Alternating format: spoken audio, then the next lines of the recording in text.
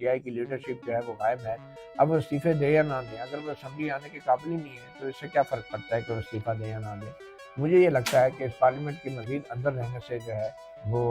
Legitimacy मज़ीद मिलती है, और क्योंकि इस वक्त सूरत हाल बदल गई है और ये वो वाली सूरत हाल नहीं है जिसमें इस्तीफे देना शायद सियासी तौर पर कोई गलती होती है। मैं ये समझता हूँ कि पीटीआई को बतौर एक सियासी जमात अपने आप को अब मुतहर्रिक करने की ज़रूरत है, और ये पार्लियामेंट जितना भी खेला है पीटीआई ने किसी हद तक दुरुस्त भी था।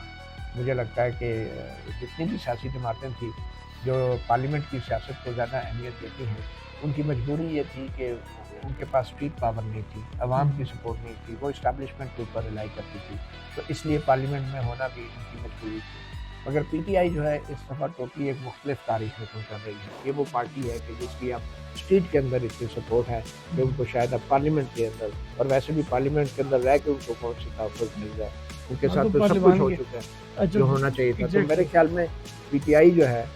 उनको जितनी सपोर्ट स्ट्रीट में है इतनी पार्लियामेंट में उनको नहीं मिलेगी, तो बेहतर ये है कि वो वहाँ पे जाएँ जहाँ पे सपोर्ट है और अपनी पार्टी को लोगों में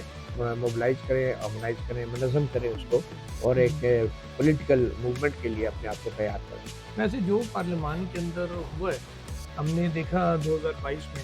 हमजा शहबाज जब वज़ीर आला थे, पहली बार मुल्क की तारीख में हुआ कि पुलिस पार्लियामेंट के हॉल के अंदर आई और अरकान असम्बली अपोजिशन को फिजिकली मारा उन्होंने। उसके बाद फिर हमने कौमी असम्बली में देखा कि लाइटें बंद करके रात को पिस्टल ऑपरेशन करके कमरों से घसीट के निकाला गया, अरकान असम्बली को गिरफ्तारियाँ की गई। तो अब वो पार्लियामानी तहफ़्फ़ुज़ नाम की चीज़ तो ख़त्म हो चुकी है। नहीं, सही बात है, इमरान खान के दौर में भी बहुत कुछ हुआ और अब भी वो बहुत कुछ इधर हुआ, जो हुआ था ये लेकिन मेरे ख्याल में लॉजेस में एग्जैक्टली पीटीआई को इस हवाले से काफ़ी हद तक अब रियलाइजेशन है। तो मुझे ये लगता है कि पीटीआई को सबसे पहले तो इस बात पे भरपूर कोशिश करनी चाहिए कि वो इमरान खान जो है वो बाहर आ रहे हैं, क्योंकि सबसे बड़ा मसला ही उनसे मुलाकातों का है, रसाई का है। वैसे ये अचानक जो रसाई दी गई सारी बहनों को भी, और जो गया सबको कहा जी वकील से सारे आज हो जी सारे मिल लो, और वो सडन ही क्या हुआ? मेरे ख्याल में हुकूमत पे प्रेशर बढ़ गया। आपको पता है कल ही के दिन जब ये रसाई दी गई, डॉन अखबार में एक बड़ी खबर छपी थी जिसमें लिखा था कि जो यूरोपियन यूनियन का जो जीएसपी प्लस स्टेटस है पाकिस्तान का, उसको रिव्यू किया जा रहा है रवा साल में, और जो जीएसपी प्लस स्टेटस के हवाले से यूरोपियन यूनियन के जो फोकल पर्सन थे उनका भी एक इंटरव्यू आया था जिसमें उन्होंने कहा था कि पाकिस्तान में इंसानी हकूक़ की सूरत हाल जो है वो हौसला अफजा नहीं है और बहुत गलत बुरी है और इस पर बहुत मेहनत की ज़रूरत है। तो जीएसपी प्लस का स्टेटस वाकई पाकिस्तान के लिए इकनॉमिकली बड़ा इम्पोर्टेंट है। तो एक तो उससे मैं समझता हूँ हुकूमत थोड़ा प्रेशर में आई है। दूसरा, हुकूमत ने एक तजर्बा किया, एक एक्सपेरिमेंट किया है, और लोग कारकुनों को भी बड़ी तादाद में अडयाला जेल के गेट तक जाने दिया गया। फिर बड़ी तादाद में वकला और अहले खाना को मुलाकात भी इमरान खान से करवाई गई, 4 घंटे की मुलाकात की। हलीमा खान को भी बड़े अरसे बाद जो है सलमान से मुलाकात। सलमान अकीम राजा को शायद इसलिए जान दिया गया वो इस्तीफा दे के बाहर आएंगे तो शुगर लग जाएगा वो नहीं हुआ। तो मैं ये समझता हूँ कि कल की जो रिलैक्सेशन थी ये एक जिसको क्या कहते हैं कि टेस्टिंग वाटर्स, ये एक एक्सरसाइज थी कि देखने के लिए कि पीटीआई इस पर क्या रिएक्ट करती है, मगर ऐसा हुआ नहीं। और इमरान खान की ट्वीट ने जो है ना उनकी सारी मेहनत में एक एस्पेक्ट उसका ये भी है,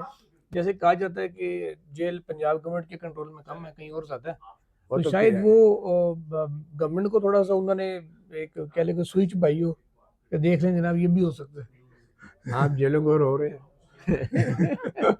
इधर तो जेल भेजने वाले किसके कंट्रोल में, वही कह रहा हूँ ना, इधर हुकूमत किसके कंट्रोल exactly. में, पंजाब है या वफाक है, इससे क्या फर्क पड़ता है। अब अगर आप मेरे ख्याल में ये बड़ा ही है कि रेलिवेंट अब क्वेश्चन हो चुका है पाकिस्तान में कि कौन सा इदारा किसके कंट्रोल में है। नहीं तो ये आपको लगता है कि ये शायद गवर्नमेंट को थोड़ा सा सुई बोई की है कल मुलाकाती सुना करवा के? देखिए बिल्कुल ये उनकी तरफ से शायद ये एक मैसेज था, और कल के ही दिन एक और बड़ी दिलचस्प गवर्नमेंट की तरफ से